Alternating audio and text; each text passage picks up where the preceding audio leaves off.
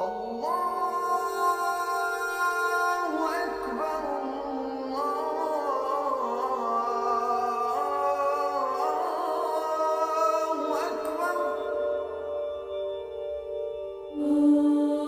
to Understanding Islam, episode 11. This is the third series. We're looking at building a just society. And today our topic is martyrdom and suicide and self-sacrifice. So let's begin the discussion by asking the question, whose life is it anyway? Who is responsible for the fact that I'm alive? Well, hardly me, and hardly even my parents, because no human beings can command another life into existence. So in Islamic understanding, our lives are a gift from God. They belong to God. We are not our own property. We are the property of God. And so the whole nature of human life is a gesture of submission to the will of God. It is obedience and acknowledging, I belong to God, I am the property of God. Therefore, it's not for me to decide when it should be that I should die. So the Qur'an is explicit in forbidding me to commit suicide. Suicide is an illegal and immoral act, according to Islam. It's directly forbidden. So all human beings come from God, all human beings are going to God, and God alone knows the hour when any human being should die. So when we're talking about martyrdom, this isn't something in which I decide I will be a martyr. Rather, it's always a question of submission to the divine will.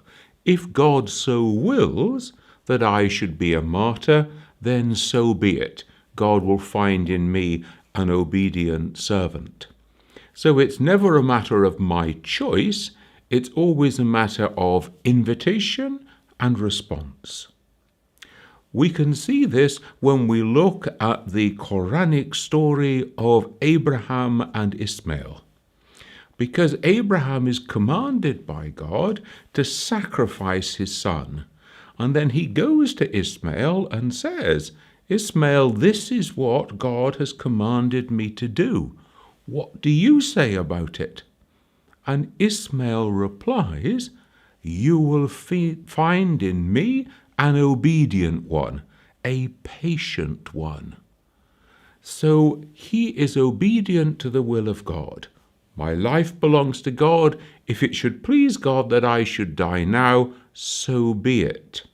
This idea of martyrdom, which is, if you like, a public witness to our obedience, to our submission to God, to our refusal to give way to anything other than God, is not just confined to Islam. It's there in many different religious traditions. We see it also in Judaism. Let's just take two examples. In the 2nd century before the time of Jesus, the Jews were under Roman occupation, and the Romans were trying to force them to commit acts of idolatry. They had turned the Jewish temple into a temple of idolatry, and they were trying to force people to offer sacrifices to the idols. And there was a revolt led by the family of the Maccabees, who preferred to die as martyrs, to be brutally killed by the Romans, rather than to defile the temple of God, to go against the direct teaching of God that you should worship God alone. Death was preferable to this kind of disobedience, to this kind of false witness. And one of them, I remember especially, the story tells us that he says, I am a man of advanced years. For the sake of a few years more, I should perform this act and set a bad example to all the young people who should follow. So always we see the idea of martyrdom being associated with witness and good example. In another episode in Jewish history, and now we're talking about around 70 years after the time of Jesus, there was again a Roman army that came to Jerusalem, that destroyed the temple and was driving the Jews from that place. And a group of zealots, people who were very strong and firm in the piety of their faith, took a last stand on a mountain rock called Masada. There they were being surrounded, laid siege by the Romans, and they preferred to die at their own hands rather than to be forced by the Romans to perform idolatrous acts. In the Christian tradition as well, in the early centuries after Jesus, there were persecution of Christians by the Roman authorities. They did not want them to be following this foreign religion, as they said. Instead, they wanted them to observe the cult of the divine emperor and to offer sacrifices to the emperor. And they were threatening them with dreadful suffering, being thrown to lions, being burnt, being torn apart, and so on, if they refused to worship the emperor. And they preferred death in this way to going to a false act, an act of false witness by worshipping the Roman emperor instead of worshipping God alone. So we can see this business of martyrdom, which is running through different religious traditions. We see it in Chinese tradition, in Japanese tradition as well, with the martyrs who were warriors. And to be a warrior, to be prepared to fight in the way of your religious tradition, was also an important part in these cultures, just as it was at times in Christianity too, when we see the military orders there who were prepared to fight to defend the holy places, for example. We can even see this kind of determination to set an example by good witness instead of bad in the instance of hunger strikers in the world today. When we look at the Arabic term shaheed in the Qur'an, we see that there are three levels of meaning there. One is simply as a witness to a contract, a witness in court. In one place we're told that God is the witness. God is the witness of everything that happens within creation. And then there is another use of the term in which it takes on more this dual meaning of witness and martyr. So that is bearing witness to the truth, to faith, through one's life, surrendering one's life to God. And there are different places in the Qur'an that speak about someone who loses their life for the sake of God or in the way of God. We're told that they are not dead, but they are alive, that their sins are forgiven, that they will be rewarded for this action, and that they will go to paradise. So these verses are there in the Qur'an, and then that is developed in the Islamic tradition, augmented by hadith and so on, so that we begin to see that the martyr is one who is accorded these honors by God, that they do not experience life in the grave or barzakh, but rather they go to paradise straight away with God, and therefore they are alive and they are not dead.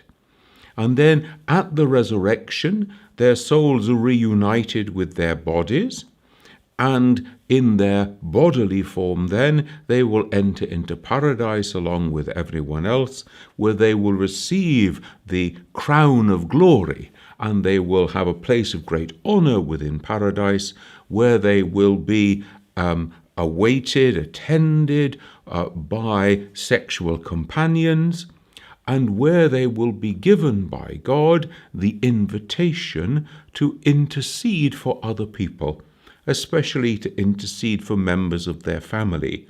So we begin to get the link between being a martyr and, by God's grace, being invited to intercede for others.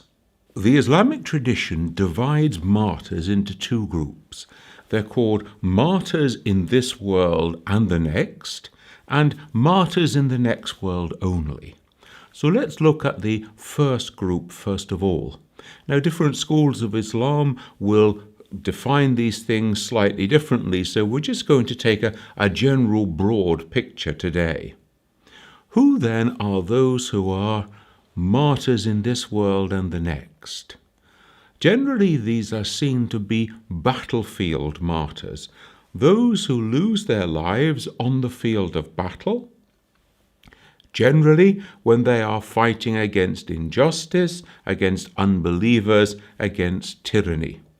So to lose one's life on the field of battle is the key criteria.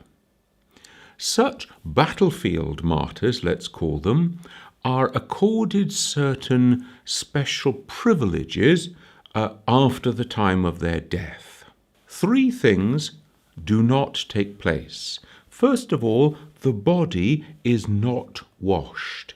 Now, this is the normal practice before somebody is prepared for burial, and it is partly to do as a sign of washing away impurities from the body of the deceased person. But of course, the martyr is someone who's had all their sins washed away by their martyrdom, by losing their life in this way. Therefore, there is no question of any impurity or sin clinging to them, and so they are not washed in preparation for burial. Secondly, they are not shrouded, but rather they are buried in the clothes that they were wearing when they lost their lives. Traditionally, this was called blood-stained clothing. And indeed, on the day of resurrection, when they will be reunited with their bodies, this was held to be a kind of badge of honor that they would be recognized as martyrs on the day of resurrection. And then there's the question of whether or not one should pray over the martyr at the burial. And here the schools of Islam vary. Some will say, no, you shouldn't, for two reasons. First of all, this martyr is not dead but is alive. And secondly, that prayers over the dead body are to do with asking for God's mercy and forgiveness for this person. Well, they're not in need of God's mercy and forgiveness because all their sins have been washed away by the shedding of their blood. And then others will say, oh yes, there should be prayers over the dead martyr at their burial, because every human being stands in need of the mercy and forgiveness of God. It's not unusual in the Islamic history to find mothers who are presented with sometimes, the body of their dead martyr son, perhaps daughter, and who command that there should be no mourning, but there should only be gratitude, because God has invited their beloved child to this highest, this greatest honor of being a martyr, being one who endured unto death and gave their life in the way of God. So we can see that this is a very high dignity within the Islamic tradition.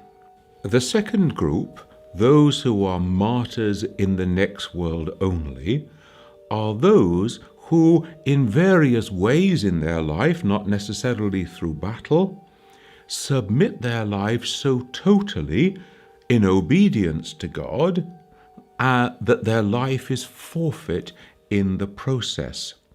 Now, this group of martyrs are not accorded any special burial rites. They are washed and shrouded and prayed over in the same way as all other people.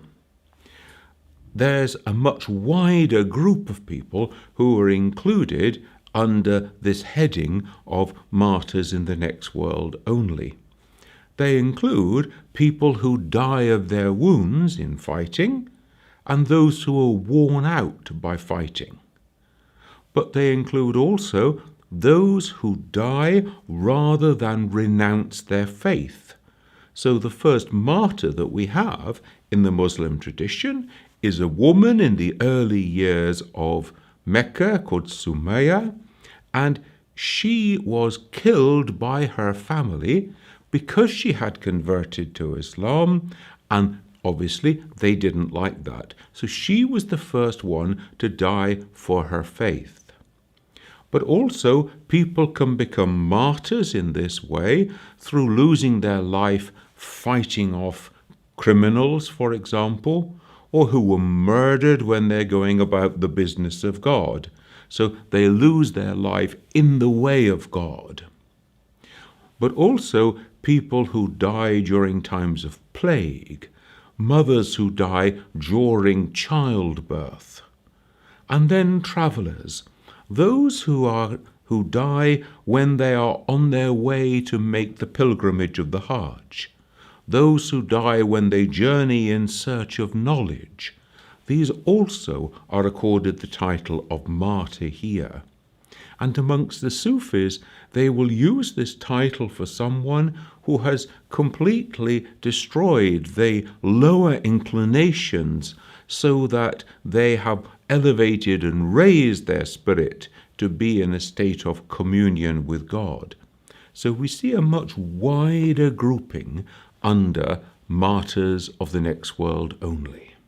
There are certain people within the Islamic tradition who stand out as exemplary martyrs.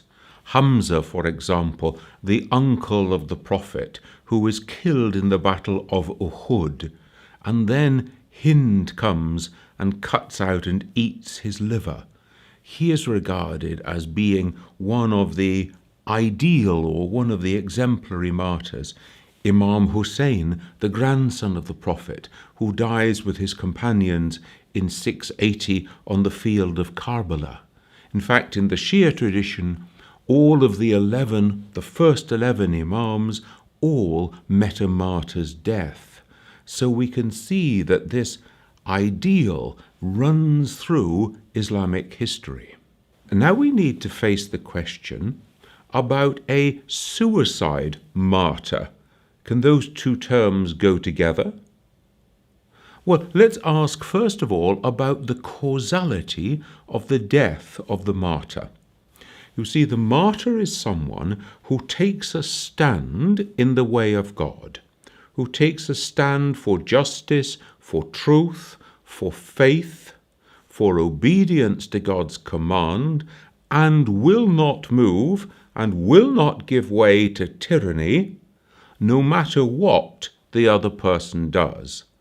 And so they are killed by the other person because of their stand for truth.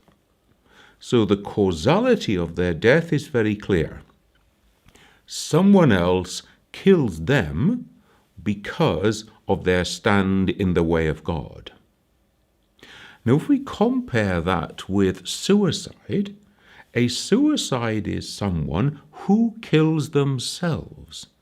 So they take to themselves, they usurp, we can say, that right of God to determine when their life should end. Suicide, as we know, is forbidden explicitly in the Qur'an. When we think about a suicide bomber, such a person is not only killing themselves, but they are also doing it in such a way as to bring about terror, suffering, death, destruction to other people. This is indiscriminate killing.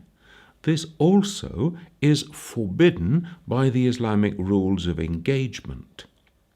Some Muslim scholars have gone so far as to say that someone who takes their own life in this way, with this intention, dies in a state of ultimate rebellion before God, because they deliberately take their own life without giving themselves one moment in which they could repent. It's interesting to notice that out of all the figures out of the Hebrew Bible who are mentioned in the Qur'an and in the Islamic tradition, one person who isn't mentioned is Samson.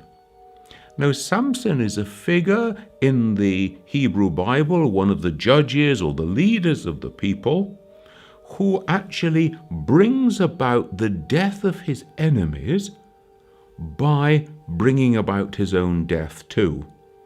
He is taken to the temple of the idol worshippers, and he is a man of great strength and pushes down the pillars that support the temple, kills his enemies, and kills himself too.